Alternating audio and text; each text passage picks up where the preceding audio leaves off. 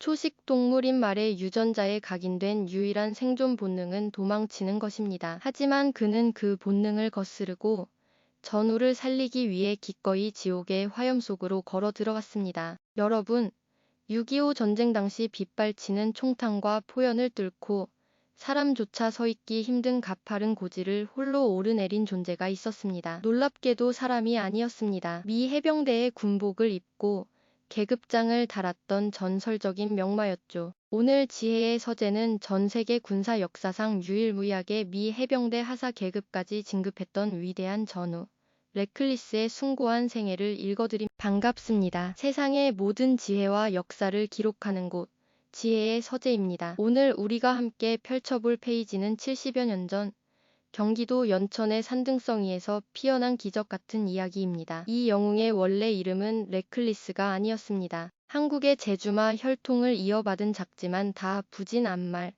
바로 아치매였습니다. 이야기는 1952년 서울 신설동 경마장에서 시작됩니다. 당시 아치매의 주인은 김영문이라는 젊은 청년이었는데요. 김영문 씨는 어린 시절부터 말과 교감하며 자란 그야말로 말을 가족처럼 아끼는 사람이었습니다. 전쟁이 터지고 피난길에 올랐을 때도 그는 아치매를 버리지 않았습니다. 수레를 끌고 한강을 헤엄쳐 건너 부산까지 내려갔고 부두에서 짐을 나르며 생사를 함께했죠. 하지만 운명은 참으로 가혹했습니다. 다시 서울로 돌아왔을 때 김영문 씨의 누이인 김정숙 씨가 지뢰사고로 다리를 잃는 비극이 닥친 겁니다. 꽃다운 나이에 다리를 잃은 누이, 그녀에게 다시 걸을 수 있는 의족을 사주기 위해 청년은 피눈물을 흘리며 자신의 분신과도 같던 아치매를 미 해병대에 보낼 결심을 합니다. 당시 가격은 $250. 그것은 누이의 새로운 다리였고 아치매에게는 전쟁 영웅으로 다시 태어나는 운명의 갈림길이었습니다. 그렇다면 이 말은 어떻게 전쟁터 한복판에 서게 되었을까요? 1952년 10월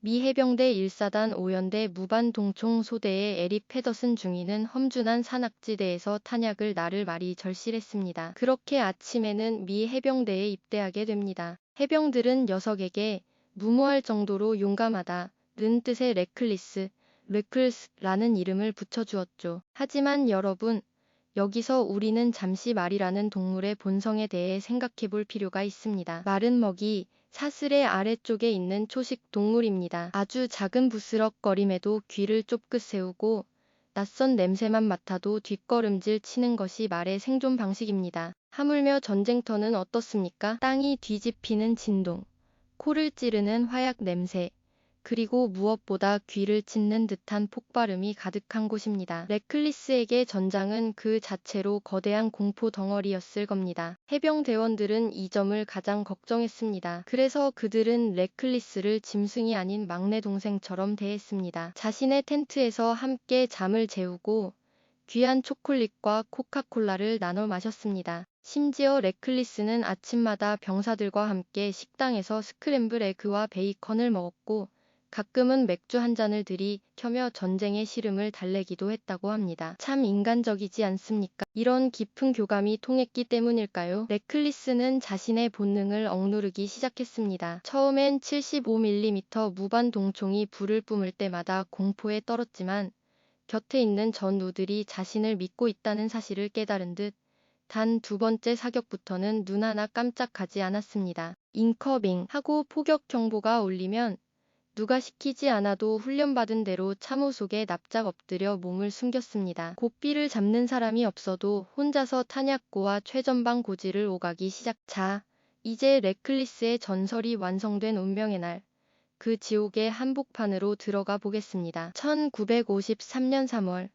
경기도 연천 북방의 네바다 전초 전투입니다. 당시 중 공군 124단의 대규모 공세가 시작되었습니다. 베가스, 레노, 엘코라 불리는 고지를 두고 닷새 동안 무려 2만 발의 포탄이 쏟아졌습니다. 아군의 탄약은 바닥을 드러냈고 고지로 향하는 길은 너무나 가팔라 차량 진입이 불가능했습니다. 그때 레클리스가 움직였습니다. 1953년 3월 27일 이날 하루 레클리스가 보여준 모습은 단순한 수송이 아니라 죽음과 맞선 처절한 사투였습니다. 여러분, 상상해 보십시오. 경사 45도의 가파른 산길입니다. 바닥은 진흙탕이고 사방에서는 박격포탄이 터지며 흙과 돌이 튀어오릅니다. 그 길을 레클리스는 100kg 가까운 포탄을 등에 지고 오릅니다. 말의 심장은 터질 듯이 뛰고 가쁜 숨을 몰아쉴 때마다 화약 연기가 폐부 깊숙이 들어왔을 겁니다. 동물적 감각으로 느꼈을 공포는 인간의 그것보다 훨씬 컸을지 모릅니다. 옆에서 포탄이 터질 때마다 본능은 도망쳐 라고 비명을 질렀을 겁니다. 하지만 레클리스는 도망치지 않았습니다. 떨리는 다리에 힘을 주고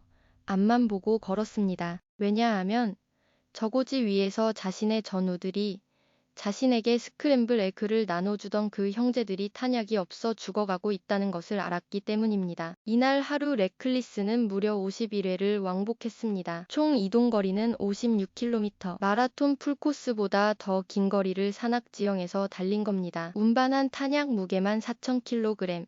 즉 4톤에 달했습니다. 전투 중에 레클리스는 왼쪽 눈 위가 찢어지고 왼쪽 둔부에 파편이 박히는 부상을 입었습니다. 붉은 피가 얼굴을 타고 흘러내려 시야를 가렸지만 녀석은 고개를 한번 흔들어 피를 털어내고는 다시 묵묵히 걸음을 옮겼습니다. 심지어 전투 중 아주 감동적인 일화가 하나 더 있습니다. 포탄이 빗발치는 와중에 레클리스가 갑자기 멈춰서서 움직이지 않았던 순간이 있었습니다. 병사들은 녀석이 지쳐서 그런 줄 알았죠. 하지만 나중에 알고 보니 그게 아니었습니다. 레클리스는 뒤따라오던 해병대원 3명을 보호하기 위해 자신의 몸으로 적의 사격을 막아서고 있었던 겁니다. 마치 내 뒤에 숨어 내가 막아줄게 라고 말하는 것처럼 말이죠. 더욱 가슴 뭉클한 장면은 내려올 때였습니다. 올라갈 땐 승리를 위한 살상 무기를 실었지만 내려올 땐 피 흘리며 신음하는 부상병들을 등에 업고 내려왔습니다. 산 아래서 대기하던 위생병들은 피투성이가 된 채 동료를 살리기 위해 비틀거리지 않고 내려오는 레클리스를 보며 펑펑 울었다고 합니다. 해병들은 자신의 목숨을 구해주는 이 전우가 다칠까봐